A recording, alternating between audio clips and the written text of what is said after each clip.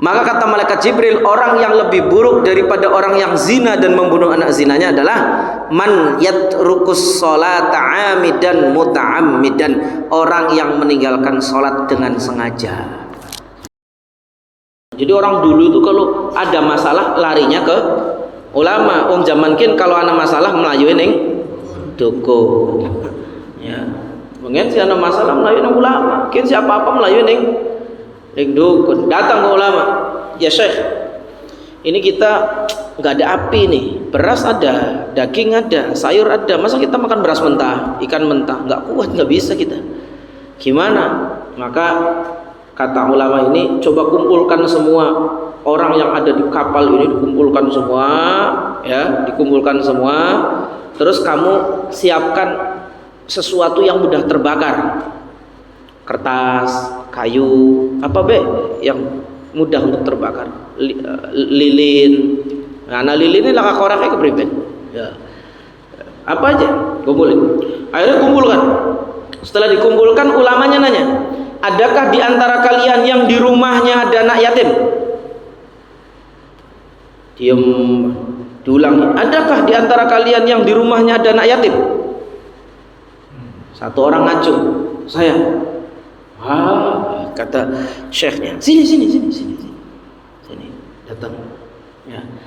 Ketika sudah datang, coba kamu ambil napas, simpan di perut, lalu dikeluarkan dari mulut. Keluarkan. Keluar api, Pak. Bakar. Akhirnya orang sekapal pada senang semua. Alhamdulillah, ada api, bisa makan. Ya, ikannya bisa matang, nasinya bisa matang. Alhamdulillah, takbir, Allahu Akbar, alhamdulillah. Tapi kata syekhnya, inna lillahi wa inna ilaihi raji'un. Berarti kamu nih pernah makan hartanya anak yatim. Insyaallah. Awas, hati-hati. Jadi panitia santunan anak yatim, hati-hati. Kalau galang dana untuk anak yatim, kasihkan anak yatim. Yang sudah nggak yatim nggak boleh dikasih. Ya, umur 14 tahun, 13 tahun, kalau sudah haid, ya sudah nggak yatim sudah. Secara agama. Kalau kita enggak, santunan untuk anak yatim, wah umurnya kan belum 15 tahun.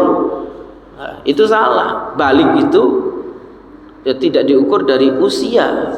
Diukur dari usia itu kalau tidak haid, tidak keluar mani. Tapi kalau sudah haid ya balik biarpun umurnya 12 tahun.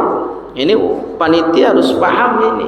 Sebab ayat ini mengecam orang yang memberi tapi tidak tepat sasaran. Dan orang yang tidak mau memberi anak yatim dan hanya mau memberi kawan-kawannya saja. Kenapa nih Abu Sufyan dan kawan-kawan ini hanya mau memberikan bagi-baginya ke orang-orang yang dia pilih saja? Karena orientasinya adalah dunia, agar tinggi, agar dipuji. Oh hebat nih Abu Sufyan nih, seterusnya. Dan tidak percaya pembalasan, merasa tidak dapat manfaat. Kalau nolong anak yatim itu nggak ada manfaatnya, gua apa? Padahal kalau dia percaya kepada hari pembalasan, harusnya dia tahu bahwa kalau saya ngasih, saya akan diberi balasan oleh Allah Subhanahu wa ta'ala. Wala yahuddu ala ta'amil miskin. Jadi sebetulnya Pak, yang butuh itu adalah kita yang mampu, bukan anak yatimnya Pak. Maka nggak boleh kita merasa bangga. Anak yatim ya kita santuni, itu tolong bahasa sayanya dihilangkan. Ini duit dari Allah, saya kembalikan kepada Allah. Ini duit dari Allah, dikembalikan kepada Allah. Sayanya hilang. Karena hakikatnya uang yang kita berikan kepada anak yatim adalah haknya dia. Loh, haknya dia kok kitanya harus bangga? Ya, maka orang yang menolong anak yatim jangan merasa bangga. Fawailul lil musallin, maka celakalah orang yang sholat. Berarti orang sholat celaka. Ya alladzina hum an sholatihim sahun. Ya, orang yang sholat bae celaka apa maning sing beli sholat. Di juz 29 dikatakan masalakakum fi saqor, kenapa kalian masuk neraka sakor? Jawabnya qalu lam naku minal musallin, Ini surat apa ya? Al-Mudaththir atau Al-Muzammil atau surat apa di juz 9 semuanya. Kenapa kamu masuk neraka sakor? Dulu kami nggak sholat. Kami dulu pasang togel, kami dulu zina, kami dulu itu. Jawabannya karena kami nggak sholat. Ini menunjukkan bahwa walaupun togel, zina, judi itu adalah dosa besar, tapi meninggalkan sholat juga satu dosa yang sangat besar. Yang sekarang dianggap remeh, dikira nggak sholat itu biasa banget.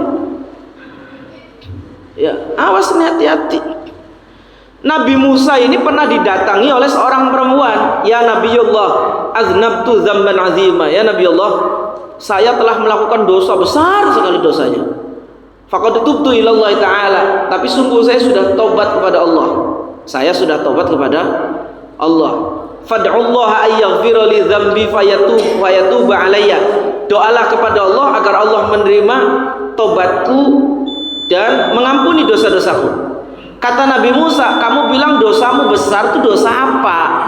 Ya, dosamu besar itu dosa apa? Maka dijawab, zanaitu wa waladtu waladan faqataltuhu. Aku zina, dari perzinahan itu aku hamil, dari hamil itu aku melahirkan seorang bayi, ketika lahir bayinya aku bunuh bayinya.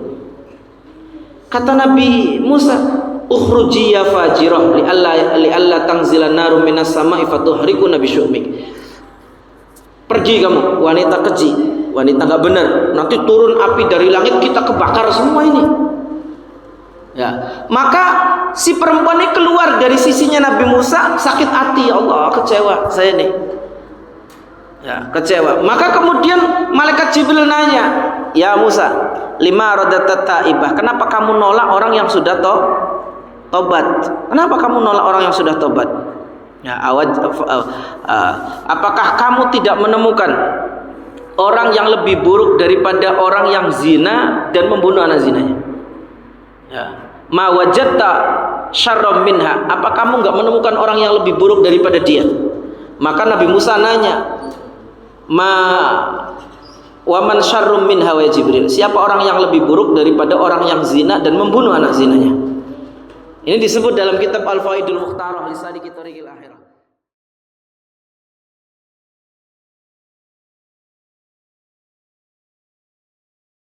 Jadi meninggalkan sholat dengan sengaja itu dosanya luar biasa.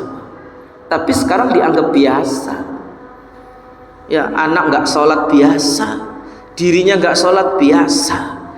Na'udzubillahi min dzalik. Ya, maka ayo kita didik anak-anak kita sholatnya gimana. Jangan sampai jadi apapun. Ya, anak kita jadi dokter, insinyur, pengusaha, kalau nggak sholat gagal. Biarpun dunia dalam genggamannya, kalau nggak sholat gagal. Kita sebagai orang tua gagal. Ya, tapi jadi apapun kalau nggak meninggalkan sholat, insya Allah berkah. Ya, bagaimana nanti kelanjutannya? Insya Allah kita bahas di pertemuan berikutnya. Fawailul lil musallin alladzina hum an salatihim sahun alladzina hum yura'una wa yamna'unal ma'un. Ini saja, wallahu a'lam bishawab.